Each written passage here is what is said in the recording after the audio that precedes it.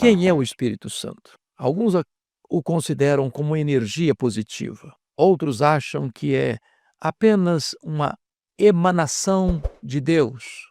Quem é o Espírito Santo? O Espírito Santo é Deus. Nós cremos num único Deus, que subsiste em três pessoas: o Pai, o Filho e o Espírito Santo. De tal maneira que o Pai não é o Filho não é o Espírito Santo nem o Pai. O Espírito Santo não é o Pai nem o Filho, são três pessoas distintas, um só Deus, da mesma essência, da mesma natureza, tendo os mesmos atributos, realizando as mesmas obras. Então, o Espírito Santo é Deus, ele tem os atributos de Deus. E eu gostaria agora de trazer à sua mente esclarecida esta verdade tão gloriosa, tão extraordinária, tão linda e tão preciosa, que é a obra do Espírito Santo. Não vou colocar isso em ordem, no sentido preciso, porque não tem essa lista assim tão precisa, mas vou levantando aqui estas obras do Espírito Santo. A primeira que eu quero mencionar, que é o Espírito Santo quem nos convence de pecado, da justiça e do juízo. Sem a obra do Espírito Santo, nenhum de nós teria capacidade, condição de reconhecer o seu erro, o seu pecado, a sua transgressão. É Ele quem produz isso dentro de nós. É a obra dele. É Ele quem tira a venda dos nossos olhos, é Ele quem tira o tampão dos nossos ouvidos, é Ele quem nos dá a capacidade de perceber quão carente e necessitado nós somos da graça de Deus. Sem o Espírito Santo, não tem convencimento de pecado, não tem choro pelo pecado. Sem o Espírito Santo, não tem genuíno arrependimento. Segundo, é o Espírito Santo quem nos regenera. Esse é o assunto que Jesus tratou com Nicodemos, lá em Jerusalém. Quando Nicodemos vai a Jesus de noite, tecendo-lhe os mais altos elogios: Mestre, sabemos que és vindo da parte de Deus, porque ninguém pode fazer esse sinal que tu fazes se Deus não for com ele. Ao que Jesus respondeu: em verdade te digo, se tu não nasceres de novo, não podes ver o reino de Deus. Se não nasceres da água e do Espírito, não podes entrar no reino de Deus. Importa-vos nascer de novo. E o que é nascer de novo? É nascer de cima, é nascer do alto, é nascer de Deus, é ser uma nova criatura, uma nova mente, uma nova vida, é ter uma nova família, uma nova pátria, uma nova herança. As coisas passadas ficaram para trás, tudo se faz novo agora. Que privilégio, que bênção, que coisa extraordinária. É esta obra do Espírito Santo que nos tira da morte para a vida, da escravidão para a liberdade, das trevas para a luz. E esta obra, ela é exclusiva do Espírito Santo de Deus. Nós não podemos mudar a nós mesmos. Nós não podemos transformar a nós mesmos. Só o Espírito Santo tem este poder. Falamos aos ouvidos, mas só ele fala ao coração.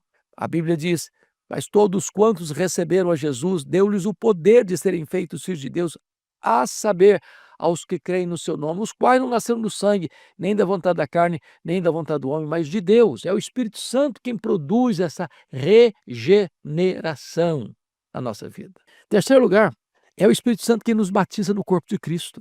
Quando você crê em Jesus, você é inserido, você é enxertado no corpo de Cristo. Você é batizado pelo Espírito no corpo, de tal maneira que não há nenhuma pessoa salva, convertida, nascida de novo, que não tenha sido batizada pelo Espírito no corpo de Cristo. Sem isso, você não pode ser membro da Igreja de Deus.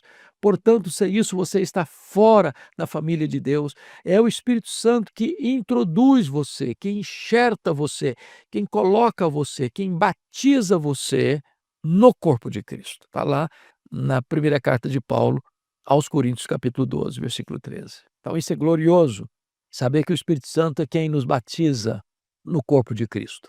Quarta coisa que eu quero destacar com você é que é o Espírito Santo quem nos sela para o dia da redenção. Paulo coloca isso lá em Efésios capítulo 1, versículo 13 e 14, que nós somos selados, depois que ouvimos o evangelho da salvação e cremos em Cristo, nós somos selados com o Espírito Santo da promessa. E selo é uma figura tão comum ainda hoje. Selo fala de propriedade. Nós somos propriedade exclusiva de Deus. Selo fala de legitimidade. Nós não somos uma obra fake, falsa de Deus, mas uma obra genuína do Espírito Santo. Selo fala de inviolabilidade, nós estamos guardados, seguros nas mãos de Deus. É por isso que lá em Apocalipse capítulo 9, versículo 4, diz que os gafanhotos que saem do abismo, que são escorpiões, que vêm para atormentar os homens, eles atormentam todos os homens, exceto aqueles que têm a marca de Deus na sua fronte, ou seja, Deus tem um povo separado, Deus tem um povo selado, Deus tem um povo guardado, Deus tem um povo que recebeu o selo do Espírito Santo, e a esses o demônio não pode atormentar. Quando você vai para Apocalipse capítulo 13, você encontra lá que todas as nações da terra vão adorar o anticristo, exceto aqueles cujos nomes estão escritos no livro da vida do Cordeiro, ou seja, quem tem o selo de Deus, quem tem o seu nome escrito no livro da vida, não vai se curvar diante do anticristo. Jesus não vai perder para ele nenhuma das suas ovelhas. Estamos o quê? Selados,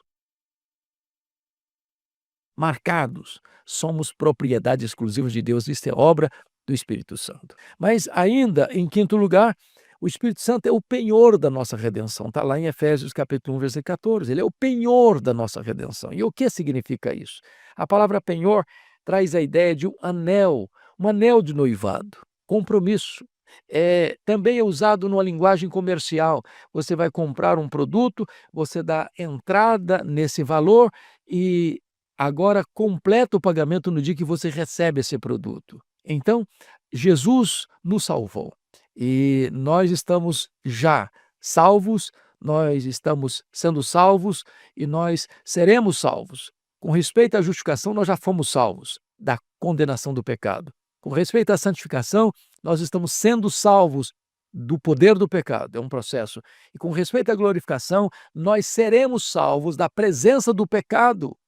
Então o Espírito Santo nos foi dado como penhor, como garantia de que aquele que começou a boa obra em nós há de completá-la até o dia de Cristo Jesus. Sexta verdade, é o Espírito Santo quem habita em nós e transforma o nosso corpo em templo do Espírito Santo. Ele está em nós. Note você que lá no passado Deus mandou fazer um tabernáculo para Deus habitar no meio do povo. Depois esse tabernáculo móvel agora transforma-se num templo, agora é um templo físico e fixo em Jerusalém. Esse templo foi destruído, mas então a Bíblia diz que na plenitude dos tempos Jesus Cristo veio e o Verbo se fez carne e tabernaculou e habitou entre nós. E Jesus veio, Jesus nasceu, Jesus viveu, Jesus morreu, Jesus ressuscitou, Jesus voltou para o céu, Jesus derramou o Espírito Santo, agora o Espírito Santo habita em nós. Nós somos o templo do Espírito Santo. E a palavra templo, na língua grega, não é o santuário, é o santo dos santos. O lugar onde a glória de Deus se manifesta.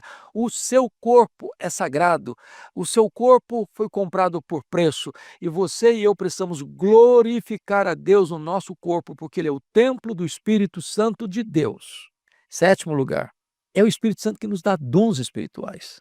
Você tem 5 listas de dons espirituais na Bíblia: Romanos 12, 1 Coríntios 12, 1 Coríntios 14, Efésios 4 e 1 de Pedro 4. Há dons dados pelo Pai, pelo Filho e pelo Espírito Santo. O Espírito Santo concede dons à igreja, dons de capacitação, dons para que exerça o ministério. Os dons não são para um estrelismo espiritual. Os dons não têm a ver nem mesmo com grau da sua espiritualidade, tem a ver com fruto do Espírito, mas é dado não para autoedificação, sobretudo, mas ele é para edificação do corpo, servir ao corpo, atender às necessidades do corpo, suprir carências do corpo. Enquanto eu atendo a necessidade do meu irmão, ele atende a minha necessidade. Desta maneira nós cuidamos uns dos outros, velamos uns pelos outros, exortamos uns aos outros, amamos uns aos outros, corrigimos uns aos outros, abençoamos uns aos outros, e esse é o papel do dom, para que a igreja seja edificada, consolidada, fortalecida. Mas ainda, em oitavo lugar, o Espírito Santo foi aquele que inspirou os escritores bíblicos e agora nos ilumina para entendermos a Bíblia que foi inspirada. Não há mais inspiração hoje. Inspiração tem a ver com a Bíblia, com a palavra de Deus. Hoje nós somos iluminados para entender o que foi inspirado. Então, Até na questão das orações, de vez em quando eu escuto a gente dizendo: "Senhor, inspira o pregador". Não, Deus não inspira o pregador. Inspirado é a palavra. Deus ilumina o pregador. Deus ilumina os ouvintes. Mas foi o Espírito Santo quem inspirou. Ele é o sopro, a Bíblia é o sopro de Deus, é a revelação de Deus, é Deus revelando a si mesmo os seus planos, os seus propósitos, e então esse livro é registrado por inspiração divina. Esse livro é a revelação divina, e agora eu preciso da iluminação do Espírito Santo para entender a palavra de Deus. Já percebeu isso? Tem gente que é doutor, pós-doutor, cientista, mente brilhante, não enxerga um palmo na frente do seu nariz com respeito às coisas espirituais. E você tem gente que é semi-analfabeta, que lê com dificuldade e compreende o significado glorioso, profundo dessa verdade espiritual, porque o homem natural não discerne as coisas do Espírito. É preciso que o Espírito Santo revele a nós esta verdade, e esta é a ação obra do Espírito Santo de Deus. Mas ainda, nono lugar, o Espírito Santo é quem produz o fruto do Espírito. São obras da carne, são nossas obras, mas o fruto não é nosso, é o fruto do Espírito. E o fruto do Espírito é exatamente o caráter de Cristo esculpido em nós. Então, qual é esse fruto? Como se fosse uma laranja com vários gomos, é uma só laranja com vários gomos. E Paulo vai dizer o seguinte: mas o fruto do Espírito é amor, alegria, paz, longanimidade, benignidade, bondade, fidelidade, mansidão, domínio próprio. Então, é o Espírito Santo quem produz essas virtudes em nós, que são as virtudes de Cristo, formando Cristo em nós. Formando Cristo em nós, para que nós alcancemos a plenitude da estatura do varão perfeito, cheguemos à plena maturidade espiritual, não apenas sendo alcançados pela graça de Jesus, mas sendo transformados à semelhança de Jesus. O projeto de Deus na sua vida não é apenas levar você para a glória, mas é transformar você à imagem do Rei da Glória. Ainda, note comigo, em 10º lugar, é o Espírito Santo quem nos santifica. É Ele quem transforma a nossa vida em graus, num processo, à imagem e à semelhança daquele que é o nosso glorioso Redentor. Então, nós precisamos do processo da santificação. Todo dia, mortificando a nossa carne. Todo dia, negando-nos a nós mesmos. Todo dia, tomando sobre nós a cruz. Todo dia, renunciando àquilo que é desagradável ao coração de Deus, todo dia buscando os recursos e os meios de graça de Deus, a oração, a palavra, os sacramentos, o culto público, a comunhão dos santos, para que a nossa vida seja aperfeiçoada mais e mais, mais e mais, mais e mais, até chegarmos à plenitude do varão perfeito, que é Jesus Cristo. Deus nos predestinou, diz a Bíblia, para sermos conformes à imagem do seu Filho. Isso é um processo que começa na regeneração e só conclui na glorificação. A santificação é a glorificação iniciada e a glorificação é a santificação concluída. Pois bem, 11º lugar, é o Espírito Santo quem nos dá poder. Poder. Jesus deixou claro para os seus discípulos: permanecei na cidade até que do alto sejais revestidos de poder. E disse mais: recebereis poder ao descer sobre vós o Espírito Santo, e sereis minhas testemunhas tanto em Jerusalém como em toda a Judéia e Samaria até os confins da terra. A igreja não pode marchar resolutamente sem poder. A igreja não pode alcançar vitórias expressivas sem poder. A igreja não pode entrar na batalha espiritual sem poder. A igreja não pode ver sucesso na obra missionária sem poder. A igreja não pode ver resultados expressivos da pregação sem poder. A igreja não pode testemunhar com vigor sem poder. Nós precisamos do poder de Deus. E esse poder vem do Espírito Santo. Ainda, 12º lugar, é o Espírito Santo quem nos assiste em nossa fraqueza e intercede por nós sobremaneira com gemidos inexprimíveis. Ele nos assiste, ele não nos escorraça. Somos frágeis, somos pequenos, somos pó. Mas ele não nos escorraça, Ele carrega esse fardo por nós. Sequer sabemos orar como convém. Por isso ele intercede por nós de tríplice maneira. Ele intercede por nós de maneira intensa, sobremaneira. Ele intercede por nós de forma agônica, com gemidos inexprimíveis. E ele intercede por nós em terceiro lugar de maneira eficaz, porque aquele que sonda os corações sabe qual é a mente do Espírito, porque a segunda vontade de Deus é que ele intercede por nós. Que verdade gloriosa! Somos assistidos em nossa fraqueza e temos na Trindade dois intercessores, o intercessor legal, que é o nosso advogado, Jesus Cristo justo, e o Espírito Santo que está em nós e intercede por nós ao Deus que está sobre nós. Verdade gloriosa do Evangelho. 13º lugar, o Espírito Santo é aquele que nos consola, pois ele é o outro consolador. Jesus Cristo disse: eu vou para o Pai, mas eu enviarei o outro consolador. Allos parácletos no grego, outro da mesma essência, outro da mesma substância, outro do mesmo poder, outro da mesma natureza, outro que é Deus. E ele é o consolador. Ele quem terapeutiza a nossa alma. Ele é quem fortalece a nossa fé. Ele é quem nos dá forças para prosseguir. Ele quem nos capacita com sabedoria, com discernimento e com poder para vivermos, para morrermos, para pregarmos. É Ele quem dá essa capacidade de consolar a nossa alma, de ser o bálsamo para o nosso coração. Bom, para concluir, eu quero dizer a você que é o Espírito Santo quem nos guia a toda a verdade. Ele é o nosso conselheiro, ele é o nosso consolador. Ele é aquele que nos toma pela mão e nos leva para dentro da palavra e nos instrui na verdade. E quando nós estudamos, é Ele quem nos faz lembrar essas verdades. Ele quem ativa a nossa capacidade cognitiva para compreendermos melhor, para entendermos melhor essas verdades profundas que são reveladas a nós nas Escrituras. E a minha fala final agora é esta: nós ainda temos o privilégio e a bênção, não só de termos o Espírito Santo presente, mas temos também o Espírito Santo presidente. Não apenas o Espírito Santo habitar em nós, mas de nós estarmos cheios do Espírito Santo de Deus. E a ordem que está lá em Efésios 5,18 é esta: e não vos embriagueis com o vinho no qual há dissolução, mas enchei-vos do Espírito. É isso mesmo, está no presente contínuo, ou seja, seja cheio, continuamente cheio do Espírito Santo. A plenitude de ontem não serve mais para hoje. Hoje é hora de você estar cheio outra vez do Espírito Santo, amanhã de novo e depois também. Ou seja, todo dia é dia de nós sermos cheios do Espírito Santo. Quando você está cheio do Espírito Santo, isso muda a sua conversa.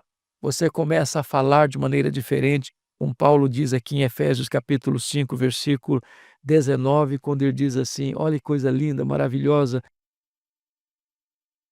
falando entre vós com salmos e hinos, e louvando de coração ao Senhor com hinos e cânticos espirituais. Ou seja, a sua comunicação nessa questão da horizontalidade da vida é transformada, a sua adoração na verticalidade da vida é transformada.